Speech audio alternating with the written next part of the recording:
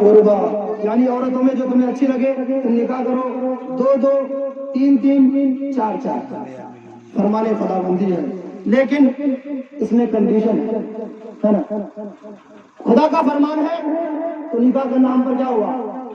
فرض ہوگا۔ جو چیز پر اللہ نے فرمایا ہو فرض ہوتا ہے نا۔ اللہ کا فرمان ہے نماز پڑھو، نماز ہم پر فرض ہے۔ اللہ نے فرمایا زکات دو، زکات ہم پر فرض۔ اللہ نے فرمایا حج بیت اللہ کو جانا، مال غنیمت جن کے پاس مال ہو، اتنا مال ہو کہ وہ صاحب نصاب ہے تو ان پر حج کرنا فرض، اور جن کے پاس استطاعت ہو مال کی، صاحب مال ہو، اس کے اوپر زکات فرض۔ کیوں؟ اس لیے کہ اللہ کا فرمان ہے نا۔ تو اللہ نے فرمایا نا فنکحوا ما طاب لکم، تم نکاح کرو۔ حضرات محترم، اس میں کنڈیشن کیا ہے؟ اب یہ نہ سمجھیے گا کہ نہیں اللہ کا فرمان ہے کہ 4 نکاح کرنا چاہیے تو ہم اب 4 نکاح کرنا نہیں۔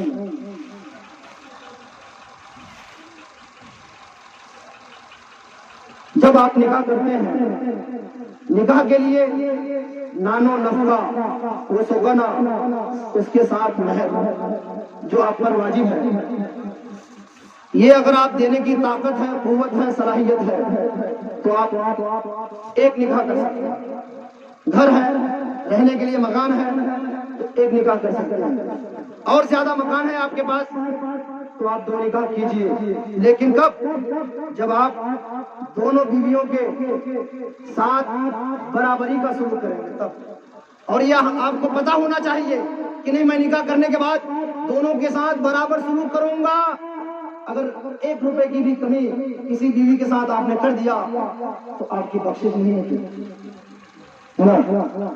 تو آپ اگر نان و نفقہ ادا کر سکتے ہیں، دے سکتے ہیں، مہر ادا کر سکتے ہیں تو آپ پر نکاح کرنا فرض ہے نا۔ اور نکاح کرنا فرض کب ہوتا ہے؟ فرض کب ہوتا ہے؟ جب مال بھی ہے، دولت بھی ہے، پیسہ بھی ہے، گھر بھی ہے، مکان بھی ہے، اور اس کا نفس اس کو اس اندیشے میں نہ ڈال دے کہ وہ زنا کی طرف حائل ہو جائے، تو ایسے شخص پر نکاح کرنا فرض ہے نا۔ اور عام طور پر نکاح کرنا سنت ہے، کیونکہ میرے نبی کا فرمان ہے النکاح من سنتی فمن رغب عن سنتی فلیس منی، یعنی نکاح کرنا میری سنت ہے اور جو اس سے انکار کرے گا، اعتراض کرے گا، وہ مجھ سے نہیں ہے نا۔ تو نکاح کرنا سنت ہے، لیکن جس کا نفس اس کو ورغلائے، بہکائے، اور اس کو پتا ہو کہ اگر میں نکاح نہیں کروں گا تو کسی غیر محرم سے زنا کر بیٹھوں گا، تو ایسے شخص پر نکاح کرنا فرض ہے۔ اگر وہ نکاح نہیں کرے گا وہ خود گنہگار ہوگا اور ان کے والدین بھی گنہگار ہوں گے۔ کتنی بات آپ سمجھ گئے؟ تو آپ ایک بار اور درود شریف پڑھیں، اللہم صلی علی سیدنا شفیعنا حبیبنا مولانا محمد بارک وسلم، صلاۃ و سلام علیک یا رسول اللہ یا حبیب اللہ یا نبی اللہ صلی اللہ تعالی علیہ وسلم۔ حضرات محترم، آپ جب لڑکی کی چوائس کریں، پسند کرنا چاہیں، دیکھنے کے لیے جائیں تو سب سے پہلے آپ ان کی نیک سیرت کو دیکھیں، پاک دامنی کو دیکھیں، اس لیے کہ میرے نبی نے فرمایا کہ جب آپ عورت کو دیکھنے کے لیے جائیں، لڑکی کو دیکھنے کے لیے جائیں تو سب سے پہلے آپ ان کے اخلاق سمجھ میں آئی بات؟ تو میں آپ کو وہ واقعہ بتاؤں جو ہمارے بندے بھائی نے کربلا کے تعلق سے آپ کو سنایا، بس اسی کی تفسیر میں تقریر کے دوارا آپ کو سنا رہا ہوں۔ اگر آپ نعت کو سنتے ہیں لیکن نعت کو سمجھنا اتنا آسان نہیں ہے، 1 گھنٹے کی تقریر کو 2 مصرے میں بیان کیا جاتا ہے نعت میں، تو اس میں نہیں سمجھ سکتے۔ آئیے میں اسی کی تفسیر آپ کو بتا کر کے پھر میں صلاۃ والسلام انشاءاللہ پڑھوں گا۔ ایک بار بولیے تو تمام لوگ مچل کر کے سبحان اللہ۔ ایک شعر سنا دیں، آپ لوگ بولیے گا نا سبحان اللہ، آپ لوگ پیچھے والے بولیں گے نا۔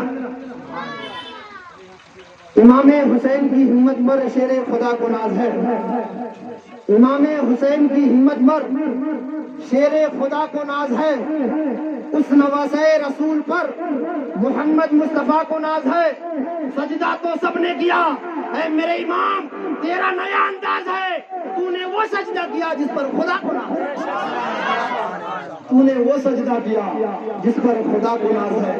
حضرات محترم، آپ کو پتا ہے کہ امام حسین کے بعد کوئی شہید نہیں، دیکھیے اس کو آپ سنیں آرام سے اور محبت سے سنیں، انشاءاللہ اس کے بعد صلاۃ و سلام پڑھیں گے۔ امام حسین کے بعد کوئی شہید نہیں ہوا، وہ بھی شہید نہیں ہوا جو ویری ویری نیئرسٹ حسین، امام حسین کے بعد امام یعنی امام زین العابدین وہ بھی شہید نہیں۔ پھر امام حسین نے اپنی گردن کو دینے میں دیری کیوں کی؟ اس کا جواب اگر میں آپ لوگوں کو دیا تو میں خاتمہ بالخیر اور آپ لوگوں سے دعاؤں کا طلبگار ہوں کہ آپ لوگ دعا دیجیے کہ ہم لوگوں کا خاتمہ بے ایمان۔ اس کا جواب امام حسین نے اپنی شہادت کو دینے میں دیری کیوں کی؟ اگر پہلے شہید ہو جاتے، امام حسین کے بعد پہلے اس بات کو سمجھے آپ، امام حسین کے بعد کوئی شہید نہیں ہوا ہے نا، کوئی شہید نہیں ہوا، پھر امام حسین نے اپنی شہادت کو دینے میں دیری کیوں کی؟ اگر امامت کے لیے میرے امام کو ماننا ضروری ہوتا تو میرے امام کے بعد امام زین العابدین کو ماننا اور بھی زیادہ ضروری ہے۔ پھر امام حسین نے اپنی شہادت کو دینے میں دیری کیوں کی؟ اس کا جواب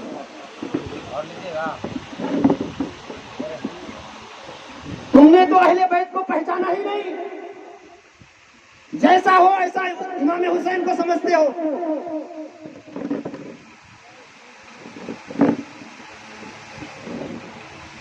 آپ کو پتا ہے جب میرے نبی مکے کی گلیوں سے گزرتے تو مکے کے کافر میرے نبی پر پتھروں کے بوچھار کرتے، کچرا میرے نبی کے اوپر ڈالتے، لیکن میرے نبی کیا فرماتے؟ انتم الطلقاء، انتم الطلقاء، تم سب آزاد ہو، تم سب آزاد ہو۔ وہ رحمت للعالمین اگر وہ کہہ دیتے وہ گھر کے ساتھ پلٹ جاتا، لیکن میرا محبوب اللہ کا پیارا محبوب دنیا میں اسی لیے آیا کہ ان کے اخلاق کو دیکھ کر لوگ کلمہ پڑھے۔ میرے نبی کسی سے کچھ نہ کہتے، اسی رحمت للعالمین کا یہ رحمت بھرا نواسا اپنے دشمنوں کو مہلت دے رہا ہے، اپنے دشمنوں کو ٹائم دے رہا ہے، اپنے دشمنوں کو سمجھا رہا ہے، اے یزیدیوں تم کسی کو شہید مت کرو، اسی میں تمہاری فلاح ہے۔